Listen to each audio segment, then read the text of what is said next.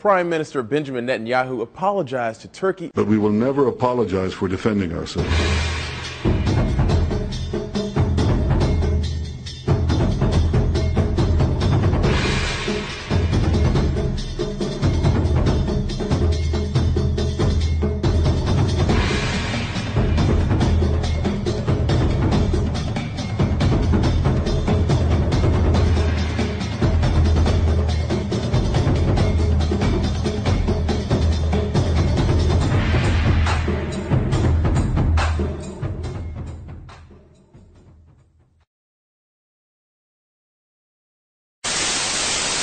As I greet you with Assalamu alaikum wa rahmatullahi wa barakatuh from my home here in Gombak in Kuala Lumpur, and as I seek to address you on the subject, the very important subject of Russia, Syria and Akhirul Zaman, which is a part of the lecture that I could not deliver when I was cut short in my last lecture on the Zionist attack on Syria.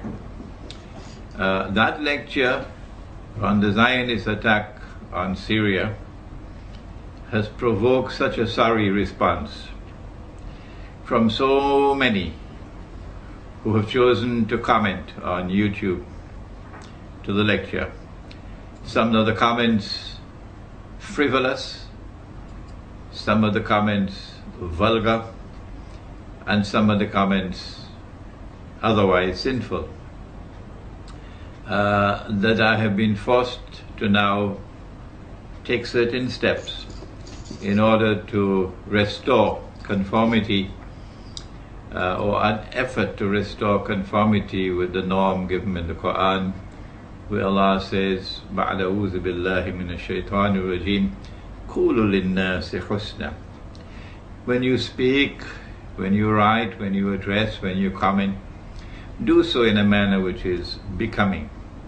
And qulu qawlan sadida, when you speak, do so in a straightforward way, not hiding behind pseudonyms and so on.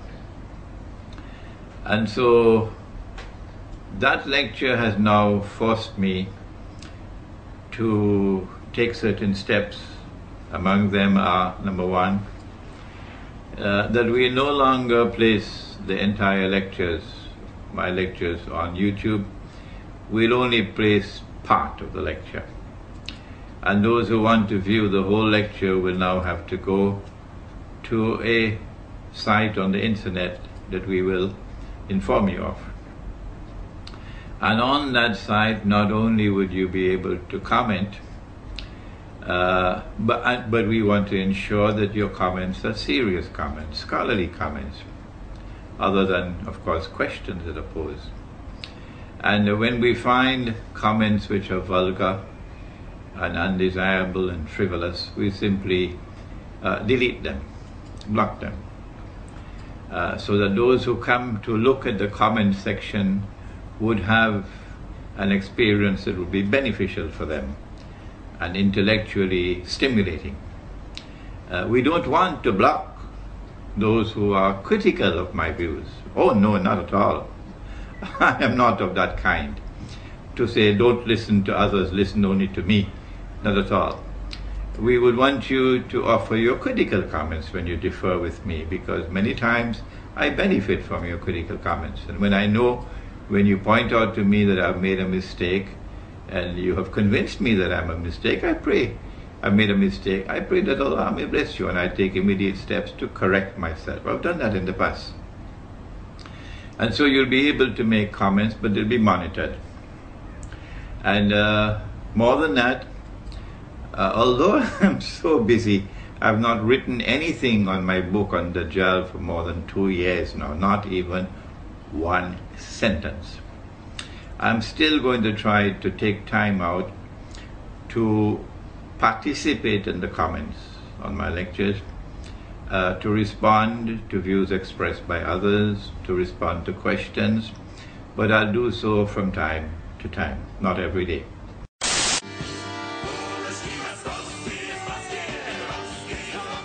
Дмитрий Медведев и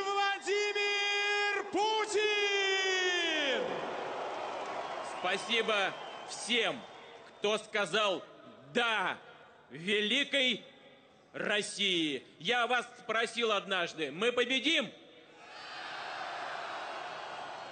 Мы победили!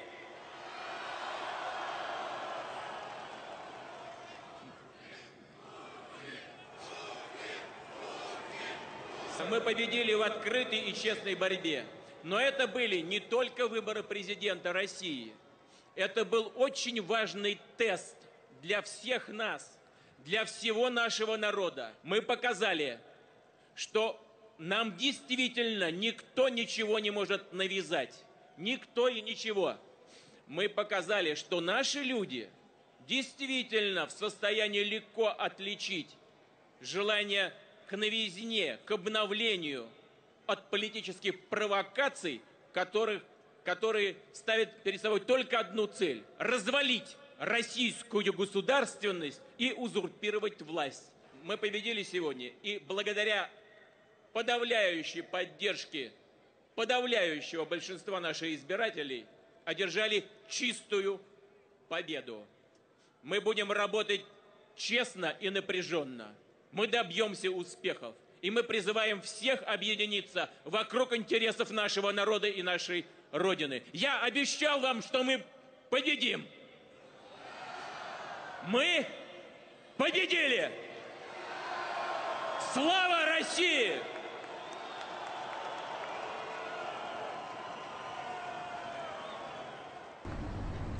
Russia, Syria, and Akhir Zaman. This Free Syria Army fighter says, "In the name of God the Merciful, we've managed to surround Manach for 2 months, and today we downed a helicopter with a rocket. We'll continue to impose a no-fly zone over the airbase until we take control of it." The Syrian Observatory for Human Rights, an NGO which aims to report casualties on both sides of the conflict, says at least 13 rebels and 5 regime fighters have died in escalating violence in the Aleppo area since Sunday.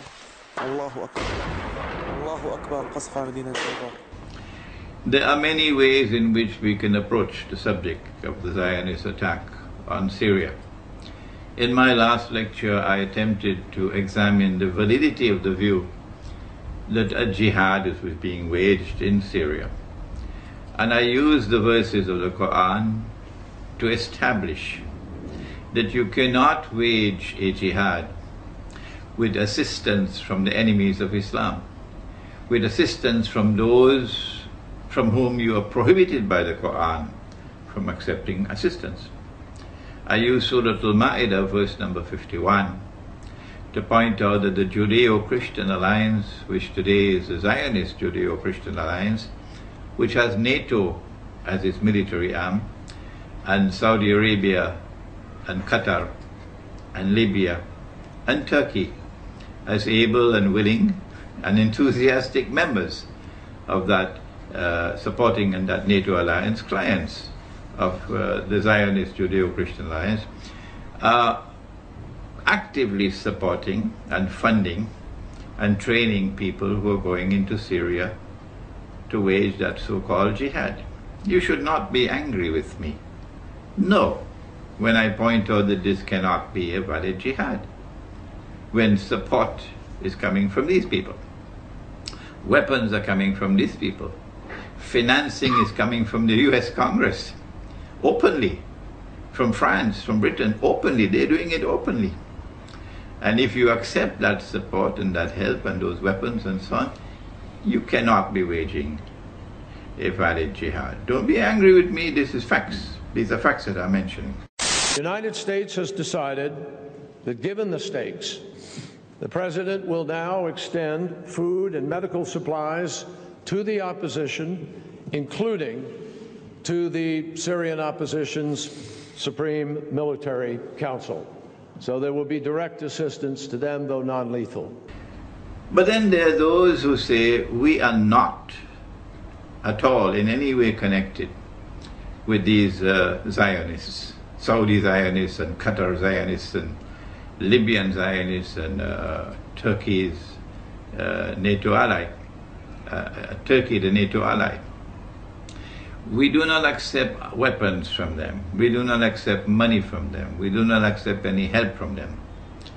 Well, I want to suggest to you that a valid jihad cannot be waged alongside an invalid jihad being waged actually by the enemies of Islam. That's not possible. No thinking Muslim will attempt to wage a valid jihad alongside an invalid jihad. What will happen is that as soon as those who have the upper hand in power, and the Quran tells us it's Gog and Magog, they're the ones who control power in the world today. This is my eschatology. If you differ with me and you hold to the view that Gog and Magog have not been released and they're not the ones who control power in the world today, then could you kindly do something? And I'm speaking respectfully, not in any way derogatorily. Would you kindly at least show some integrity by going and searching for the barrier built by Zulkarnain, which is built of iron and blocks of iron coated with copper, and which should still be standing somewhere in the world today, high up in the sky, between mountains. If Gog and Magog have not been released, don't come with this frivolous nonsense. And I make no excuse for that language. That the barrier is somewhere underneath the earth. That's Disneyland eschatology. So a valid jihad cannot be waged alongside an invalid jihad. And when those who today are waging the so-called jihad in Syria with money from Saudi Arabia and Qatar and weapons and men from Libya and from Turkey and so on, when they gain the upper hand, and if, God forbid, they were to succeed, and they were to bring down the regime of the Syrian regime, the first thing that they will do, my brothers, is to hunt you down. Those of you who are sincerely struggling to struggle in the way of Allah without in any way being associated with the enemies of Islam, you're going to be hunted down like rabbits. And they will ensure that you are either eliminated or driven out. So before that day should happen, you should understand from an eschatological viewpoint and a theological viewpoint that not only do you not wage a valid jihad alongside an invalid jihad, but secondly, there is no way that those who are the people of Gog and Magog will not overcome those who are opposed to them in the long run until Nabi Isa alayhi salam returns and they are destroyed. They will always have the upper hand because they are a people created by Allah with power so powerful that none but Allah can destroy them. This is Sahih Muslim. And so for your own sake, I urge you not to seek to wage any valid jihad alongside any invalid jihad anywhere on the face of the earth. And protect yourselves, for tomorrow they're going to come after you like rabbits. Israel's Prime Minister Benjamin Netanyahu has apologized to its Turkish counterpart for an attack on an aid flotilla that left several Turks dead. In fact, 9 Turks were killed. The Mavi Marmara aid ship, which was part of a flotilla heading towards the Gaza Strip, was raided by Israeli commandos in international waters in May of 2010. Let's get more on this now. This news that we just mentioned coming out of Israel, where the Prime Minister Benjamin Netanyahu has called Turkey's Prime Minister Recep Tayyip Erdogan to apologize over the Mavi Marmara raid. Anita McNaught is with us on the phone. She's with us in vision, in fact, from Cairo. Anita, it's good to see you now. Of course, President Obama is said to have arranged for this phone call before leaving Israel. We know the Turkish Prime Minister had been waiting for an apology from Israel for quite some time. How far would this apology likely go in restoring relations between Turkey and Israel? Well, as far as we can make out from the statements coming from the Turkish Prime Minister, the apology by the Israelis has been completely accepted, in part because the Israelis have given Turkey almost everything it wanted. The apology has been full. It appears to be sincere. It talks about operational errors, which is what Turkey always said had happened, and it offers compensation to the families. About the only Turkish condition that the Israelis don't seem to have met at this point is a lifting of the siege of Gaza, the sea siege of Gaza that the Mavi Marmara, as part of that flotilla, went to try and break. But this is an extraordinary event and a completely unexpected one. Although if you look at the kind of trip that President Obama has been making in the region, you would see why he wanted to break this deadlock. This has been an enormously damaging schism between these two countries. Both countries have paid a price for it. And to have this resolved in this way is unexpected, but won't be unwelcome on either side. Israel wants to rule the world. And the recent Israeli apology to Turkey sends a message, which I mentioned in my last lecture, that they are now ready to provoke what will eventually become the Third World War, or what will eventually become what Nabi Muhammad ﷺ described as the Malhama. There will be Malahim ending with the Malhama al-Kubra. I said that it is likely to be a Turkish attack on Syria. NATO, therefore, attacking Syria because Turkey is a NATO member. And what they're doing is actually baiting Russia. There are other aspects to the analysis. They wanted to install a militantly Islamic regime in Syria, a Salafi regime in Syria that would spit blood and fire against Israel in such a way that Israel can use CNN and Al Jazeera to portray to the world that Israel is now in mortal danger, and therefore get casus bellum, a justification for waging the big wars against the Arabs that have been pre-planned. But you know about this analysis of mine. I made this analysis in Sydney, how long was it, 2000? So they have finessed this methodology of how to bring the masses out onto the streets. And this is what is about to occur. As the masses go out onto the streets, the ones who are going to be targeted are the pro-American regimes in the Arab world. The objective? To get one or more of these regimes to fall through massive demonstrations, anti-American and anti-Israeli demonstrations.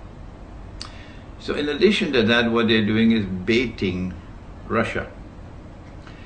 And today, if I may be able to do so, and if my words can reach to Moscow, today we from the world of Islam, about whom the Prophet ﷺ has said to us that we will make an alliance with Rome, we send a message to Rome.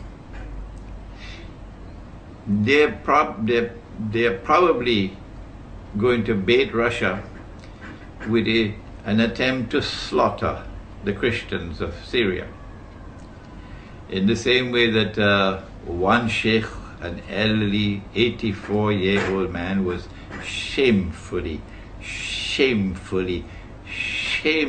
assassinated with some 49 other people in a masjid while giving a khutbah. It was here, inside the Imam Mosque in the heart of Damascus, that a suicide bomber blew himself up, killing Sheikh Muhammad Saeed al-Bouti, thought to be in his 80s. At least a dozen worshippers also died in the early hours of Thursday evening. Sheikh Bouti was a prominent Sunni cleric and a staunch supporter of President Bashar al-Assad. He was a highly regarded religious figure in the region. He was a prolific author and had a huge following, especially amongst Damascus and Aleppo Sunni communities. He was considered an ally of the Assad family rather than someone paying lip service. And because he was Sunni, his support of the Alawite Syrian leaders, current President Bashar al-Assad, and before him his father, Hafiz al-Assad, was considered crucial. Historically, Bouti was a strong opponent of the Muslim Brotherhood movement, seen as a threat to Assad's rule. When the Syrian revolt began, Bouti became a strong vocal critic of the armed rebels. Less than a month ago, he called on young Syrians to join the government armed forces to defend their country. Shamefully on you, shamefully. If in your heart there is no regret, if in their heart there is no pain and anger against those who committed this act against that elderly Sheikh who was a learned scholar of Islam, I say to you, wait until you go in your grave, and then you will learn, to your surprise, that you have no Iman at all. None. Not even the weakest of all. Because if you had even the weakest amount of Iman, you detest it in your heart. And so, attacks on the Christians of Syria, we can expect it. Who are these Christians? We know that there are two kinds of Christians in the world. There was Rome, and when Allah sent down the verse of the Quran, Ghulibatir Rome, He was referring to Constantinople, to the Byzantine Eastern Christian Empire. But then, I think it may have been about 100 years or so after the Quran came down, that there was a split, a schism, and part of that empire, part of that Christian world broke away and went and formed their headquarters in the Italian city of Rome, from where Rome had emerged in the first place to move to Constantinople. And then came the Roman Catholic Church. And so you have Western Christians and Eastern Christians. It is the Eastern Christians that Allah is referring to, the ones who remain in Constantinople, when he spoke about Rome. And Nabi Muhammad ﷺ said that we will make an alliance with Rome. These are the people, and I know that our Turkish brothers and sisters are becoming increasingly angry with me when I point out that the Ottoman Empire was consistently at war with Rome, particularly with Russia. You have to prove to me that in every instance that the Ottomans took up arms against Rome, they were doing so in a manner which conformed with the Sharia of Islam, which prohibits offensive warfare, prohibits aggression, prohibits the use of jihad to expand a territory. Not at all, not in Islam. We never fight except in response to aggression or to remove oppression. We never fight unless it be in response to aggression or to remove oppression. And there's a methodology for the removal of oppression, but we don't have the time to discuss that today. And so Rome is Russia today. And we're going to make an alliance with Rome, said the Prophet ﷺ. Yes, I know that the hadith goes on to say many other things, but it does say, you cannot deny it, that we are going to make an alliance with Rome, and Rome is Russia. If Rome is not Russia, hatu burhanakum. Come on, bring your proofs. And let us argue the question in a very civilized way, in a scholarly way. Rome is in the Quran, and therefore it is from the Quran that we must first derive our definition of Rome. And Rome in the Quran is Constantinople, and Constantinople has moved to Russia. If we are to form an alliance with Rome, then it is with the Eastern European Christians that we're talking about. And the Christians in Syria belong to Rome, not to the Roman Catholic Church. Most of them belong to Rome. There may be some who have their alliance with the Roman Catholic Church, but they are, I believe, in a minority. And so if these Christians are attacked and slaughtered in Syria, it will provoke a response from Russia. This can be one of the ways, one of the sinister and shameful ways that Russia can be baited. The other way, of course, is for a full-scale launch, a full-scale Turkish attack launched on Syria. And then when Turkey launches an attack on Syria because Syria and Iran have a defense treaty. Iran will now be also part of the war, and Iran will attack Turkey. And it will only be a matter of time, I believe, will Russia will be drawn into the war. And so today, we want to send a message from Islamic eschatology to Russia, and to remind Russia that the Bolshevik revolution did not happen by accident. No. It was part and parcel of a diabolical planning that was meant to stab Russia in the back, and you know what I'm talking about. On the eve of the First World War, they planned for you. From the front door, Britain and France reached out to Russia for an alliance. Britain and France had already made an alliance. And then when they convinced Russia to join the alliance, it became the Triple Alliance. Or was it called the Triple Entente, I believe?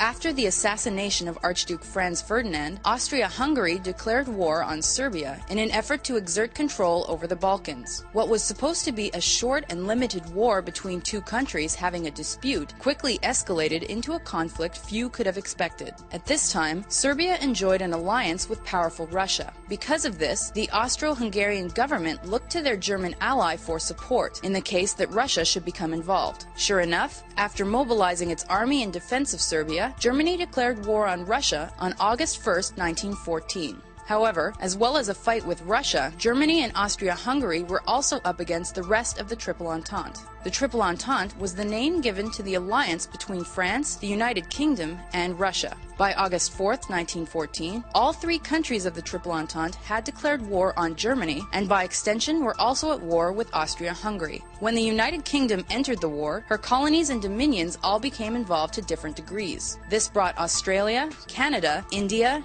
New Zealand, and South Africa into the fray. Also based on its military agreement with Britain, Japan joined the conflict on August 23, 1914. At first, Italy declared a policy of neutrality despite their connections to both Germany and Austria-Hungary by treaty. Italy claimed that because the actions of its allies were offensive, it did not have to respect obligations to either. Instead, the country joined the Triple Entente in war against Germany and Austria-Hungary the following year. But part and parcel eventually of that which was used to bait Russia, to lure Russia into the alliance, was the perception of the Ottoman Empire being on its last legs. The Ottomans had been beaten in the Balkans, and they were now vulnerable because of the loss of the European territories of the Ottoman Empire. Constantinople was vulnerable from a Bulgarian attack, for example. And because of that perception of weakness on the part of the Ottoman Empire, the sick man of Europe they called it, they felt that Ottoman Empire was ripe for the plucking. And so they offered Russia, if you will join with us in the alliance, then we will give you Constantinople. We'll allow you to get Constantinople. The whole of Rome had been longing to get back Constantinople since the Ottoman Sultan Muhammad Fatih had conquered Constantinople. And he had added salt to the wound of the loss of the capital city of Rome, Constantinople. He had added salt to that wound in what I declared to be a disgraceful act, and I have no need to change that word at all. I'm fully conscious of what I'm saying. I'm 71 years of age. I have spent my life in the study of Quran and the Hadith, in the pursuit of Islamic knowledge. And so I have some credentials to speak. And it is with full knowledge I say it was a disgraceful act to take Hagia Sophia, the foremost cathedral of Christendom, of Eastern Rome, and transform it into a masjid. The best look at ancient Constantinople is a church-turned-mosque that's been considered among the greatest houses of worship in both the Christian and Muslim worlds.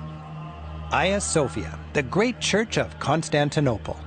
Built by the Byzantine Emperor Justinian in the early 6th century on the grandest scale possible, it was later converted into a mosque by the conquering Ottomans. Today, it's a museum.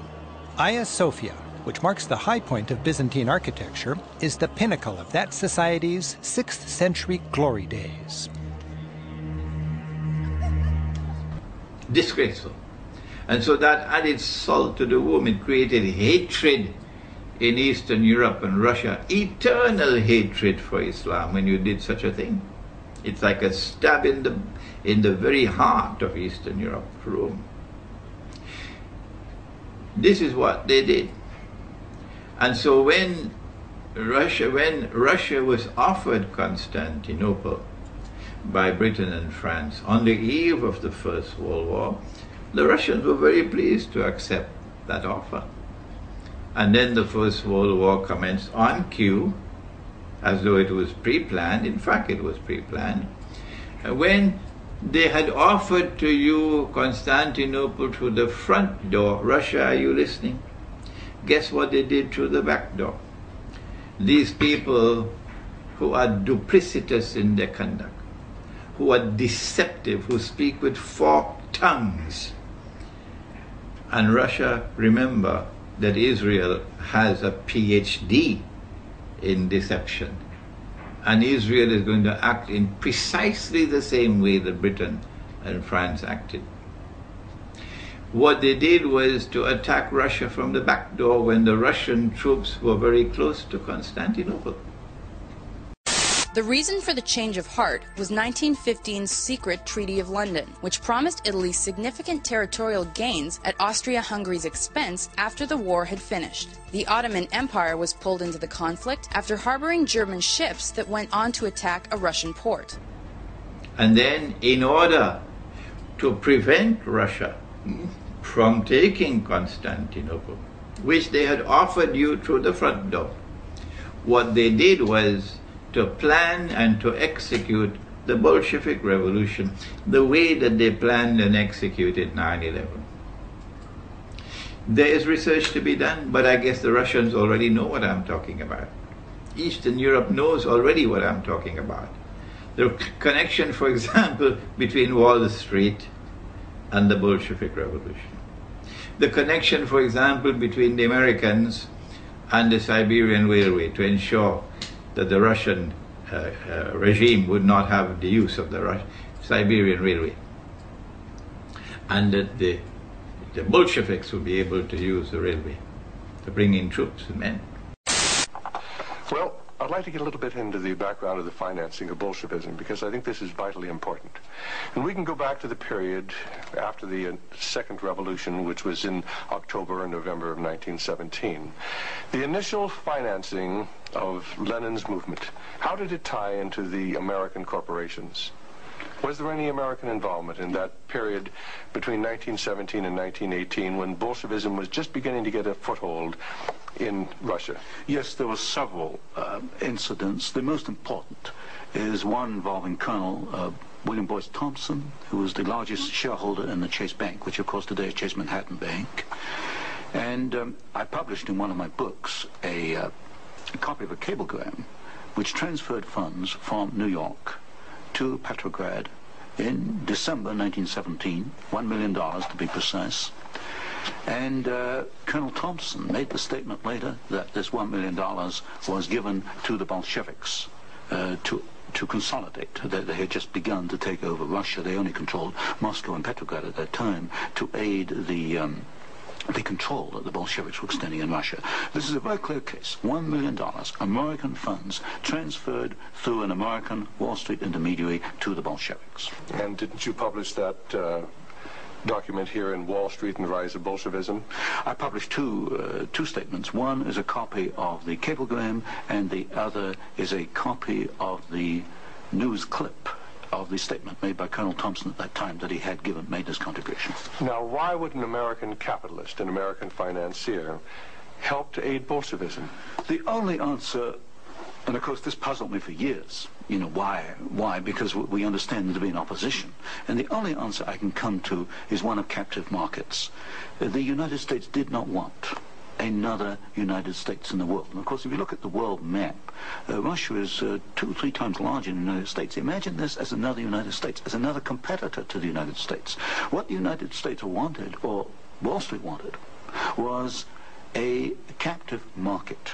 And of course, socialism is a captive market because my earlier studies at Stanford University have brought out the fact that a socialist system cannot innovate. It's got to import innovation and technology from the West.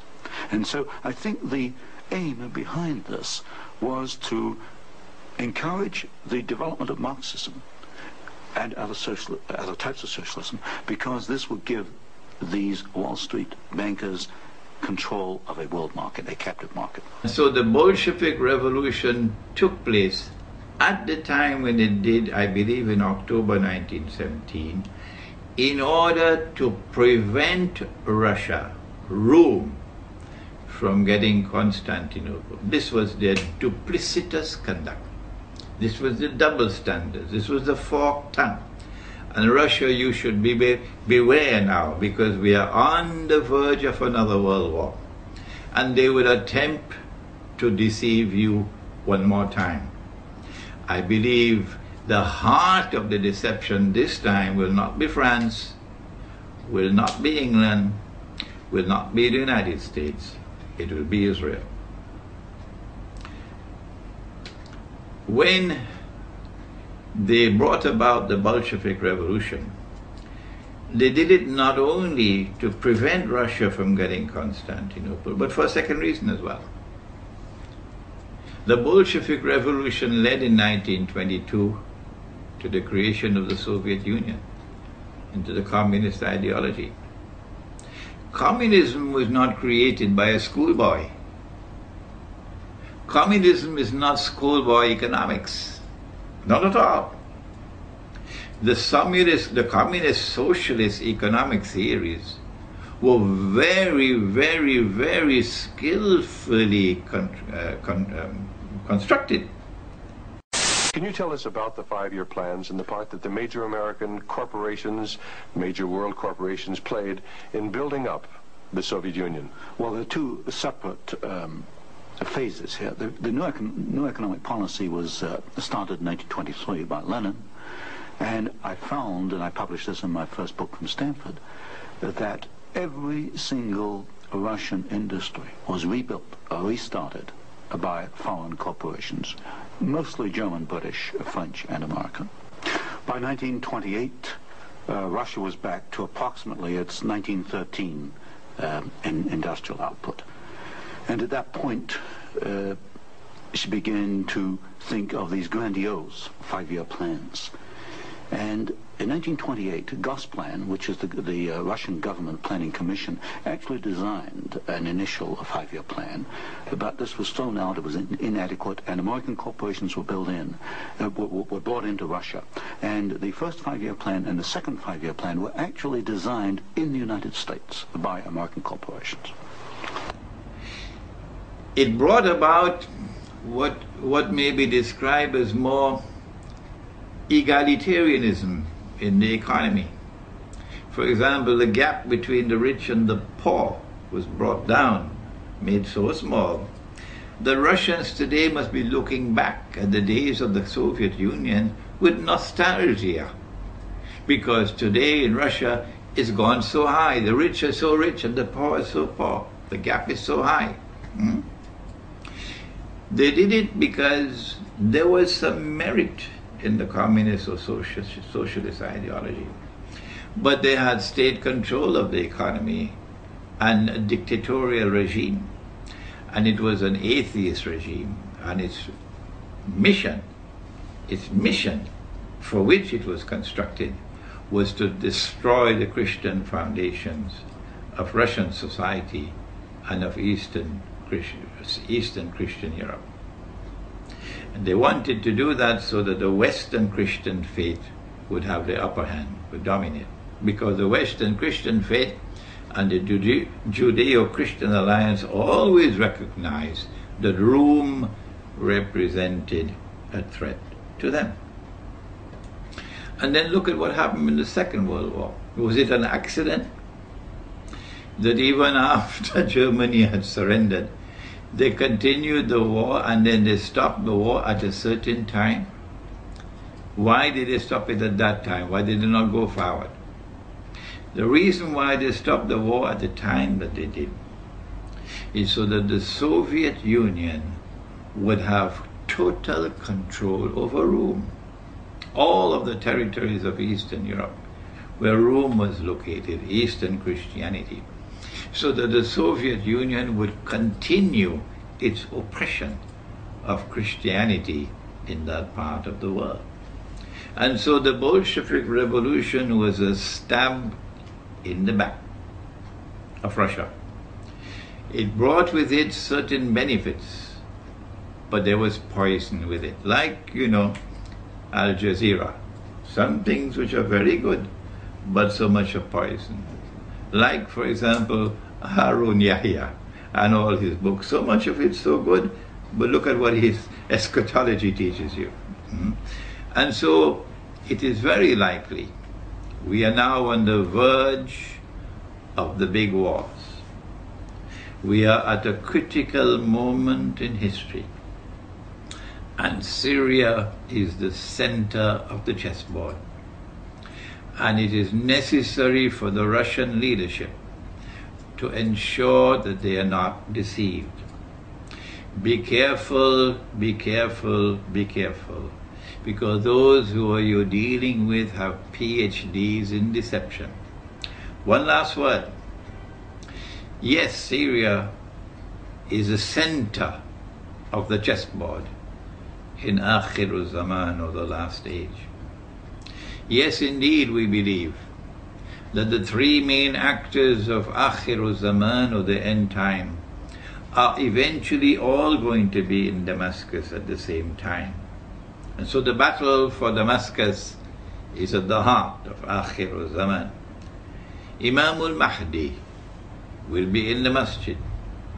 We mentioned in our last lecture that Nabi Muhammad alayhi salatu wasalam said that the masjid would be barricaded, locked up, the gates, and the Imam will be inside. And that when the prayer is about to start, the Son of Mary will come down from the sky with his hands resting on the wings of two angels. The son, of the Virgin Mary. Do you remember now? We Muslims, we share with you the view that Mary was a virgin. The Quran says about Mary, she is the highest of all the women in heaven. That's her status. That is what links us both, you and I. Our recognition of the status of Maryam alayhi salam, or Mary. And we and you are the only two people on the face of the earth who believe that Jesus will return, Nabi Isa alayhi salam. There is so much that links us together. We should not be fighting with each other. We should now be cooperating with each other. When Nabi Isa alayhi salam, or Jesus, returns, comes down from the sky, with his hands resting on the wings of two angels, he will come down in that masjid in Damascus, not in Rome, not in Washington, not in London, and not in Jerusalem, in Damascus. And when he comes down, the Imam al-Mahdi will recognize him and say, this is the son of Mary. In just the same way that John the Baptist has said, here he is, this is the man you've been waiting for. This is the Messiah. And so history will repeat itself. The divine plan is that of positive recognition. Firstly, through John the Baptist, Nabi Yahya alayhi salam, and now for the second time with Imam al-Mahdi. And the Imam will ask Jesus alayhi salam to lead the prayer. And he will say, no, the people have appointed you as Imam or prayer leader, so you lead the prayer. And after the prayer is over, he will say, open the gates. Meaning that the masjid, or the house of Allah, is barricaded, blocked with gates, which is a taste of things to come. They have already assassinated one Sheikh.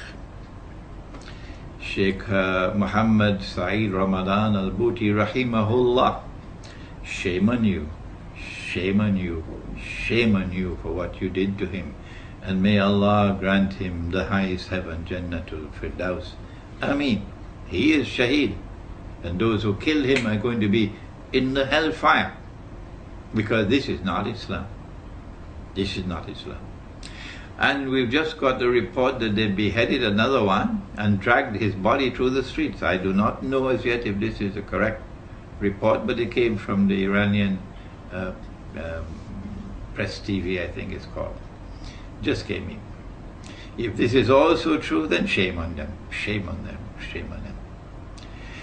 And so the masajid are going to be barricaded now, because these people have a thirst for blood in them, that they will do anything. They're getting into a frenzy now. I don't know whether they're going to come after me as well. They're getting into a frenzy. Their blood is boiling. They cannot accept anything else except victory, that we have to bring down the Syrian regime. So you're dealing with the people who have gone mad. When Nabi Isa alayhi salam returns, these two are going to be in the masjid. Two main actors of Akhir Zaman, and the third one will be outside, namely the Antichrist. Every Eastern European Christian knows about the Antichrist, Dajjal, the false Messiah. And so all three actors of Akhir Zaman, three main actors of Akhir Zaman, individuals that is, Gog and Magog groups, these are three main actors of Akhir Zaman, are all going to be in the same place, in Damascus. And so the struggle for Damascus is intricately linked with Akhir Zaman, the end time. And Russia has to be very careful. I mentioned in my last lecture that there is a methodology for the study of the Quran, which allows us to recognize multiple meanings for the Quran. That an event took place and the Quran referred to that event, but that does not restrict it to that particular moment in space and time. That the Quran can have other applications as well.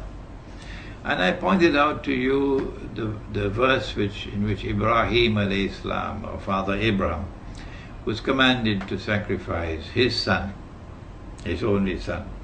At that time, only Ismail alayhi salam was his son. Nabi Ishaq alayhi salam was born later. But that's a difference between us and you, which we attribute to the changes which took place in the Torah.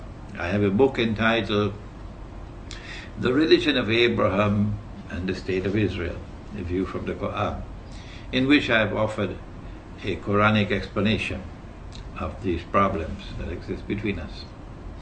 It is at that time when Nabi Isa alayhi salam returns, and the attack takes place, that we will see forces unleashed which will take us to the end time. Russia has to be very careful, because if an attack takes place on Syria and Russia is lured into the war, our understanding of the Quran is that the verse of the Quran which is located in Surah Al-Rum, or the surah which is named after the Eastern Orthodox Christians, which begins with the verse Ghulibatir Rum, Rome has been defeated, but then goes on to say وَهُمْ مِنْ بَعْدِ غَلَبِهِمْ سَيَغْلِبُونَ. I mentioned in my last lecture that this actually took place at that time while the Prophet Muhammad ﷺ was alive. The Rome was defeated, and then within bid'ah sinin, 3 to 9 years, Rome overcame the Persian Empire and emerged victorious. And I suggested that this is going to be repeated in the end time.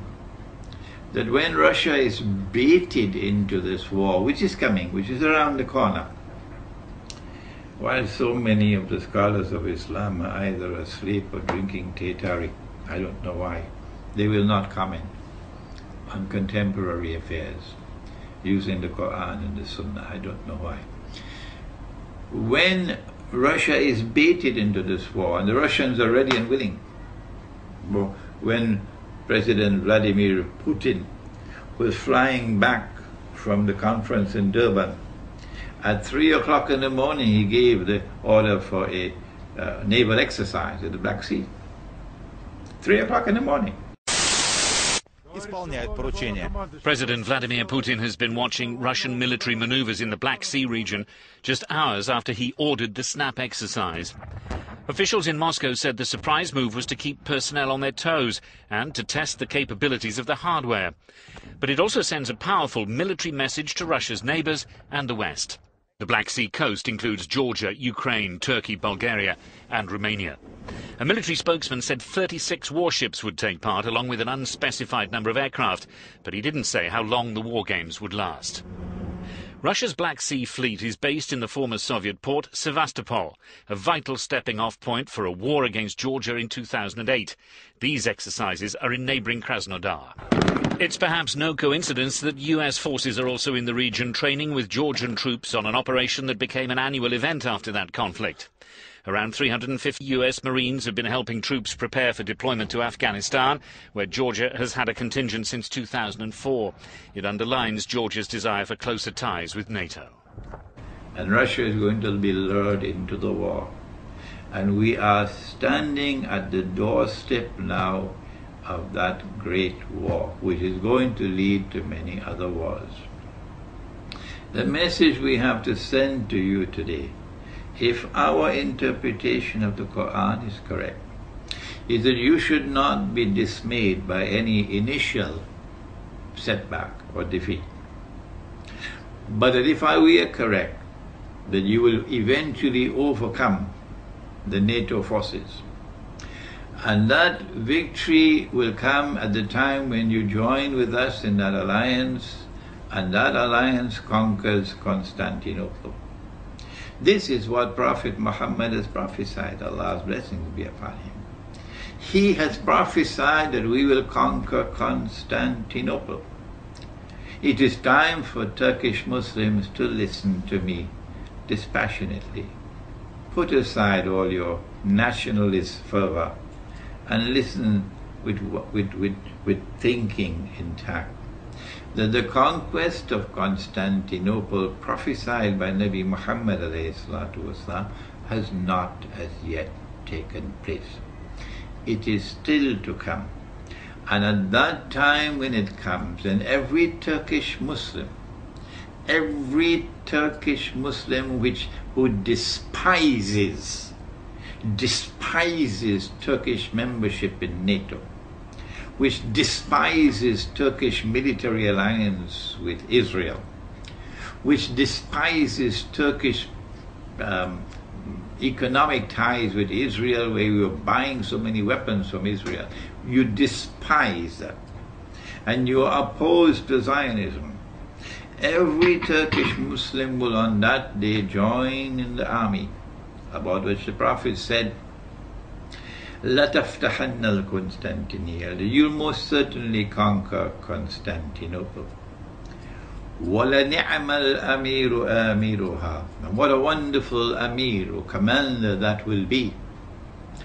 وَلَنِعْمَ الْجَيْشُ ذَلِكَ الْجَيْشُ, and what a wonderful army that would be, of which he will be the commander, which will conquer Constantinople.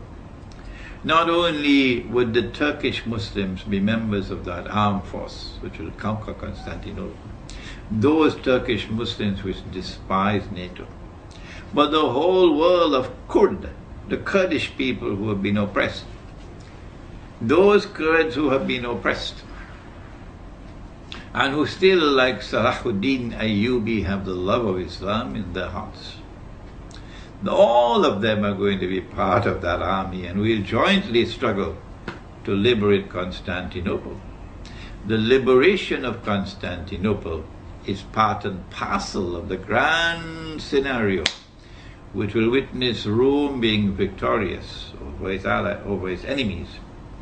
And the victory of Rome spells the end of Israel. And so we end our talk on Syria, Russia, and Akhir Zaman, pointing out that this is not the whole story, but we'll reveal it, or we'll analyze it bit by bit in the days and months, the weeks ahead, inshallah. We hope and pray that you will now go to the website where the whole lecture is going to be placed, and that you will carefully consider the comments that you make, that you'll make scholarly comments, well thought out comments, so that you'll add to the intellectual richness of the discourse, and that you will ask questions not frivolously but seriously, and that we'll be able to delete all the frivolity and all the obscenity and vulgarity. وَنَعُوذُ بِاللَّهِ مِنْهُ.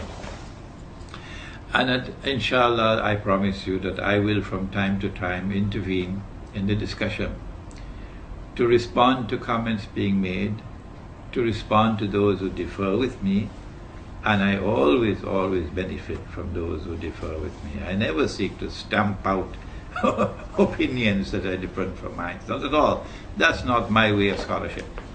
And I will also attempt, inshallah, to try to answer your questions.